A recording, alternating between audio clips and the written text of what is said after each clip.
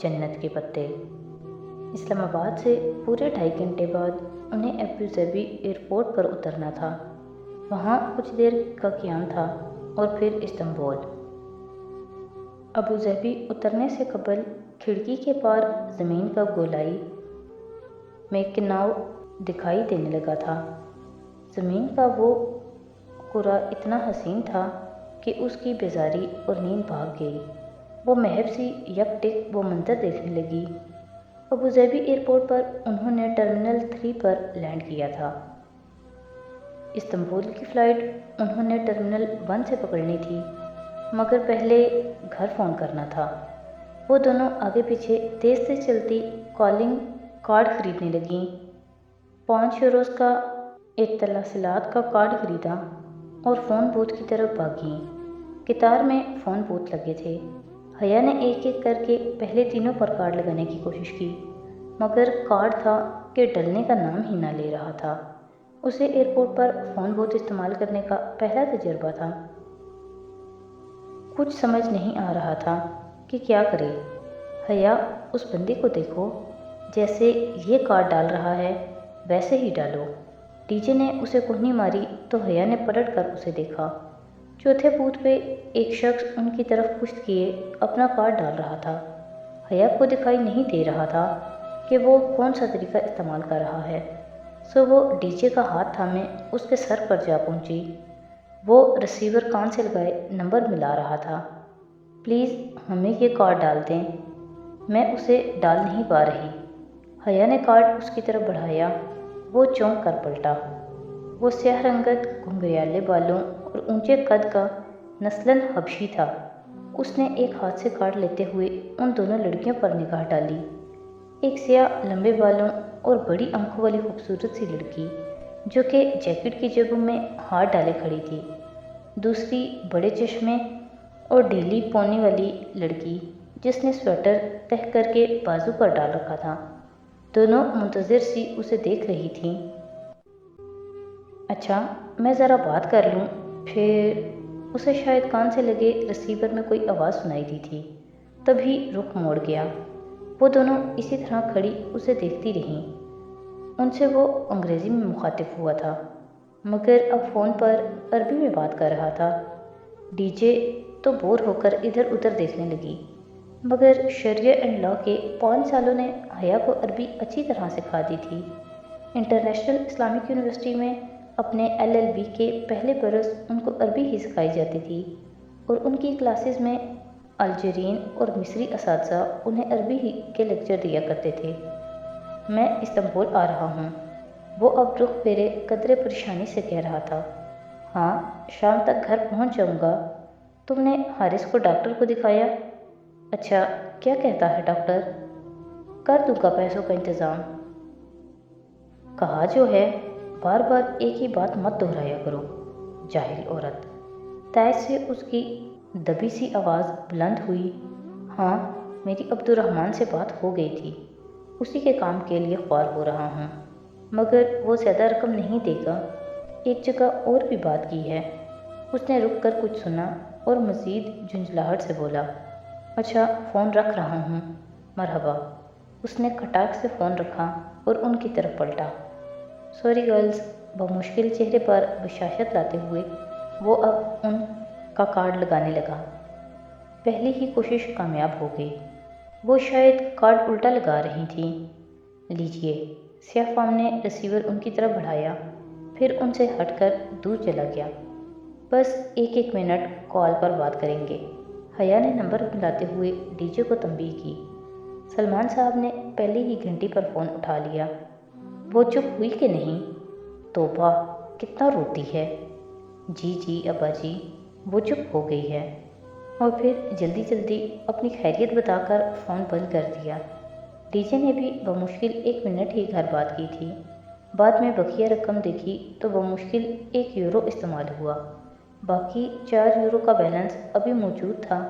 दोनों अपनी उजलत और कंजूसी पर खूब पछताईं कि अब अबू ज़बी से निकलकर तो ये कार्ड किसी काम का नहीं था।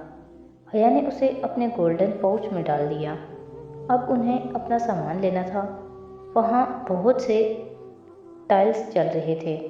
ہر ٹائر پر بیگز اور سوٹ کیس قطار میں رکھے چلے آ رہے تھے۔ انہیں قطعاً علم نہیں تھا کہ اپنے بیگز کو کہاں تلاش کریں۔ وہ دونوں بدحواس سی ایک ٹائر سے دوسرے کی طرف بھاگنے لگیں۔ ڈی جے کا تھوڑی دیر میں ہی سانس پھول گیا۔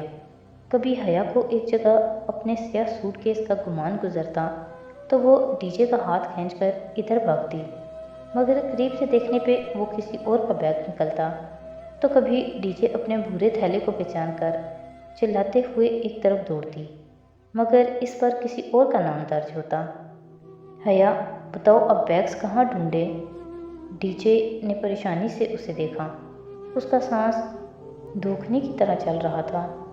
حیا نے بمشکل تھوک نکلی اور چہرے پر آتے بال کانوں کے پیچھے کیے۔ اب سچ بولنے کا وقت تھا۔ ڈی جے مجھے سچ میں نہیں سمجھ آ رہی، میں آج زندگی میں پہلی دفعہ جہاز میں بیٹھی ہوں۔ ڈی جے نے چند لمحے اس کا چہرہ دیکھا، پھر ہتھیلی اس کے سامنے پھیلائی۔ ہاتھ مارو، میں بھی آج پہلی دفعہ جہاز میں بیٹھی ہوں۔ حیا نے زور سے اس کے ہاتھ پر ہاتھ مارا اور دونوں ہنس پڑی۔ کافی دیر بعد ان کو ٹائرز کی لسٹ نظر آئی جس پر ہر فلائٹ کے مخصوص ٹائر کا نمبر درج تھا۔ فہرست دیکھ کر دونوں منٹ میں ہی اپنا مطلوبہ ٹائر مل گیا۔ سامان لے کر حیا اتنا تھک چکی تھی کہ جب ڈی جے نے وہیں ایک جگہ چمکتے فرش پر بیٹھنے کو کہا تو وہ اپنا سارا نخرہ اور غرور بالائے طاق رکھ کر ادھر زمین پر بیٹھ گئی اپنے بیگز کے ساتھ۔ اب وہ دونوں مزے سے فرش پر بیٹھی ہر آتے جاتے کو دیکھ رہی تھیں اور ارد گرد مہذب نفیس لوگ حیرت سے ان کو دیکھتے گزر رہے تھے۔ ٹرمینل 1 سے جو پرواز ان کو ملی اس میں بھی عثمان شبیر ساتھ تھے۔ اپنی داستان حیات فراموش کر کے وہ اب ان کی طرف متوجہ ہوئے اور ان کا انٹرویو کرنے لگے۔ کون ہو، کہاں سے آئی ہو، کیوں آئی ہو، ترکی میں کہاں جانا ہے اور کیوں جانا ہے؟ سبانجی یونیورسٹی، انہوں نے اتنی بلند آواز میں دہرایا کہ اگلی نشست پر بیٹھی ترک خاتون نے گردن موڑ کر قدرے اونچا ہو کر ان کو دیکھا۔ سبانجی؟ اس سے آگے خاتون نے قدرے ستائش سے چند الفاظ تک میں کہے جو حیا کو سمجھ میں نہ آئے۔ جواباً عثمان شبیر نے اپنی بھاری بھرکم آواز میں کچھ کہا تو وہ خاتون قدرے گڑبڑا کر واپس رخ پھیر گئیں۔ آپ نے ان کو کیا کہا؟ حیا نے کڑی نگاہوں سے انہیں گھورا۔ کچھ نہیں، تم بتاؤ کہ پاکستان میں والدین اتنے آزاد خیال کب سے ہو گئے کہ یوں بچیوں کو اکیلے ترکی بھیج دیں؟ اکیلے نہیں ہیں ہم، ہمارا پورا گروپ ہے۔ ہم 2 اسٹوڈنٹس ہیں اور باقی فیکلٹی ممبران ہیں جو 2 روز قبل روانہ ہو چکے ہیں۔ انہوں نے جیسے سنا ہی نہیں۔ خیر، اب اکیلی جا رہی ہو تو اپنا خیال رکھنا۔ اور پھر ان کا وعظ شروع ہو گیا۔ نماز پڑھا کرو، قرآن پڑھا کرو، پردہ کیا کرو، سچ بولا کرو، اللہ سے ڈرو۔ غرض ہر وہ بات جو اپنے بیٹے کی تربیت کے وقت انہیں بھول گئی تھی اب اچانک یاد آ گئی۔ حیا نے قدرے جھنجھلا کر رخ پھیر لیا۔ دوپہر 2 بجے کھڑکی کے اس پار نیچے، بہت نیچے، وہ پرفسوں منظر پھیلنے لگا۔ مرمرا کا سمندر، اوپر بادل اور برف، یوں جیسے نیلی چادر میں سفید روئی کے گالے تیر رہے ہیں۔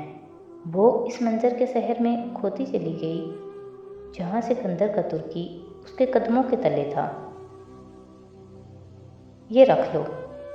پرواز اترنے کا اعلان ہونے لگا تو نہایت زبردستی عثمان شبیر نے اپنا وزٹنگ کارڈ اسے تھمایا۔ اس پر میرے گھر، سیل اور آفس کے نمبرز لکھے ہیں۔ کبھی کبھار میں گھر پر نہیں ہوتا اور کبھی کبھار میرا سیل بھی آف ہوتا ہے، لیکن آفس کے نمبر پر میں ہمیشہ ملتا ہوں۔ میری سیکرٹری کی فضولیات سے بچنے کے لیے ڈائریکٹ میری پرائیویٹ ایکسٹینشن ڈائل کرنا، وہ ہے 14 یعنی 14، کیونکہ میری اور پاکستان کی تاریخ پیدائش 14 اگست ہے۔ رکھ لو، ضرورت پڑ سکتی ہے۔ عثمان شبیر سے بمشکل جان چھوٹ رہی تھی۔ ان کو کبھی کال کرنا یا دوبارہ ملاقات کا تصور بھی حیا کے لیے سہانے روح تھا۔ پھر بھی ان کے اصرار پر اس نے اپنے سنہری پاؤچ میں وہ کارڈ دیکھے بغیر رکھ لیا۔ اتاترک انٹرنیشنل ایئرپورٹ استنبول کی یورپی طرف واقع تھا۔ اسے بعد میں علم ہوا تھا، البتہ جو بات اسے ہمیشہ سے معلوم تھی وہ یہ تھی کہ استنبول دنیا کا وہ واحد شہر تھا جو دو خطوں کو باہم ملاتا تھا، یورپ اور ایشیا۔